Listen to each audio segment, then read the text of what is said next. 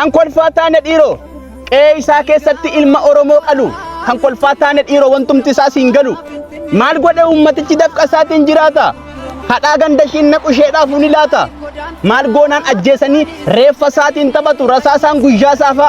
maal silas beekamaadha alagaan alaguma akkamiin garaa laafa garraamummaan sabichaa rakkataa lafaa kaasuun hosii keessa harkisee gara ifaatti baasuun kanaaree galannisaa sanuu qeessaa irratti rasaasaan dararamaa meerre Oromoon kalee iyyee waliif birmatu wacee gamanaaf gama argitanii Oromoo utuu nuti gandummaan kutaa kutaan walirruu yartuun qeenu dhaalteetti qaata salphanne hin jirru sanuu wallagga gaddaa lafeen dugda Oromoo angar guutee bu'aara eessa jirtan yaa qomoo sabni Oromoo kaleessa tokkummaan waliin kaatu walirraa dhabnaan giroo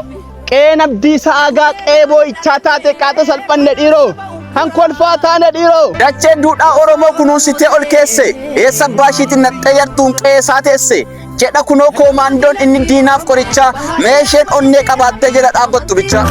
Maatti beekti gadheen lafa dhiirri oolu akka boonna jeese